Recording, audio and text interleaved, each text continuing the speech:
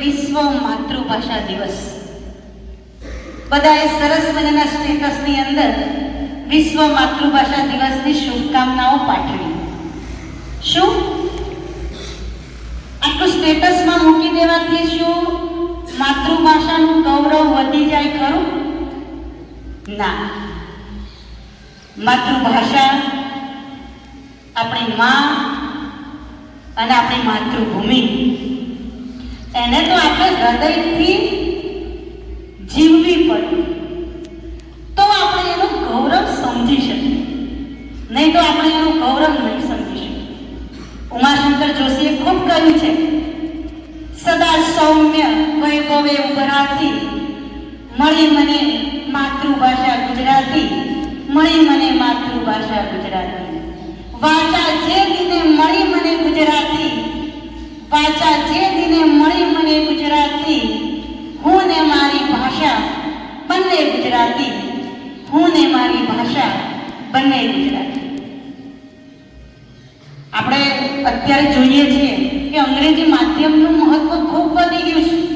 અંગ્રેજી ભાષા શીખવી ખૂબ જરૂરી છે, પણ ગુજરાતી ભાષા અથવા માતૃભાષાનું મૂકીને અંગ્રેજી ભાષા શીખવી એ તો માનવ મૂકી અને માસીને વળગી રહેવા જેવું છે.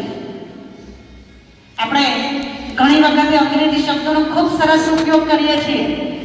હાઉસવાઈફ એટલે કે ઘરની પત્ની, પણ એના કરતા એવો શબ્દ વાપરો ગૃહિણી, કે જેના ઉપર આખા ગૃહનું ઋણ રહેલું છે એવી ગૃહિણી. સરસ મજાના શબ્દો આપણા ગુજરાતી સાહિત્યની અંદર છે. આપણે તો ખારા નમકને પણ મીઠું કહીએ છીએ. ખારું ગોળ મીઠું હોય છતાં પણ આપણે એના માટે મીઠો શબ્દ વાપરીએ છીએ. એટલું જ વૈભવશાળી આપણી આ ગુજરાતી ભાષા. અરે અંગ્રેજી ભાષા તો એ ફોર એનિમલથી શરૂ થાય અને જેડ ફોર જીબ્રા બનાવી મૂકે આપણને. જ્યારે આપણી ગુજરાતી ભાષા કલમ ખટારાથી શરૂ થાય અને ન્યાય એટલે કે જ્ઞાની બનાવીને આપણને મૂકે, એવી આપણી આ ગુજરાતી ભાષા. પેલું ઘેર કૂતરું આવે ને તો એમાં તો ગો ગો કરીને જાય ખરું? એમ તો આપણે એમ જ કેવું હોર તો જ એ જાય. આપણે ખેડૂત છીએ, સરસ મજાનું પેલું હળ આપીએ છીએ અને કૂતરા પેલા બળદને આપણે એમ કહીએ લેફ્ટ સાઈડ જાય ખરો લેફ્ટ સાઈડ? એમ તો આપણે એમ જ કેવું હોય ડાબા ડાબા અને ડાબી બાજુ વળી જાય. આવી આપણી ગુજરાતી ભાષા, મીઠી ગુજરાતી ભાષા.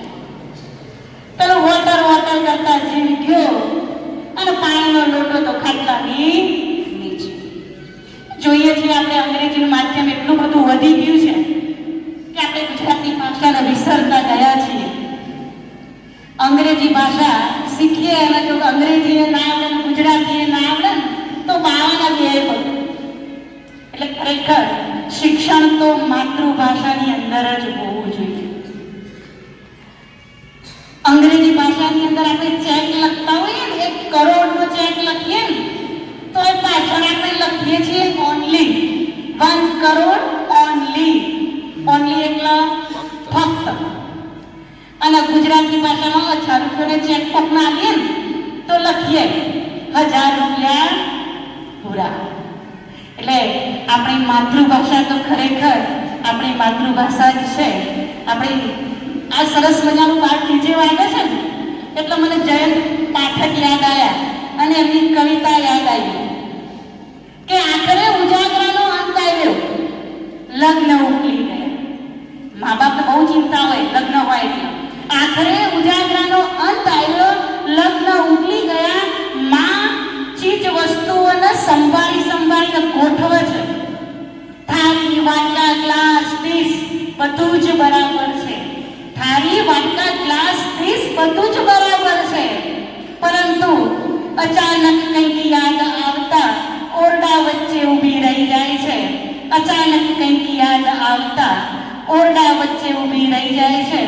આંખોમાંથી ટપકું ટપકું થાય છે ખારો ખારો પ્રશ્ન. આંખોમાંથી ટપકું ટપકું થાય છે ખારો ખારો પ્રશ્ન.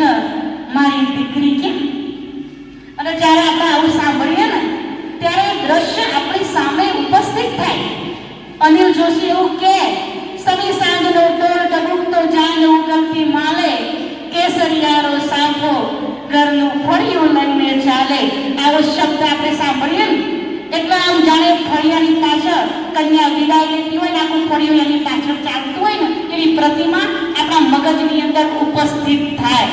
આવી આપણી આ ગુજરાતી ભાષા. ઘણી વખતે આપણી ગુજરાતી ભાષા એ ખૂબ મીઠડી ભાષા છે અને ખરેખર આપણે એને વાગોળતા જ રહેવું જોઈએ, એને ધબકવા દેવી જોઈએ.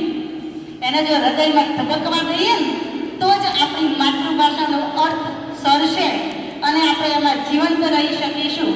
છેલ્લે મારી માતૃભાષા માટે એટલું કહું, ફક્ત હૃદય ધબકે તો એ હૃદય નથી, ફક્ત હૃદય ધબકે તો એ હૃદય નથી, પરંતુ હૃદયમાં કોઈક ધબકે તો એ હૃદય છે, હૃદયમાં કોઈક ધબકે તો એ હૃદય છે.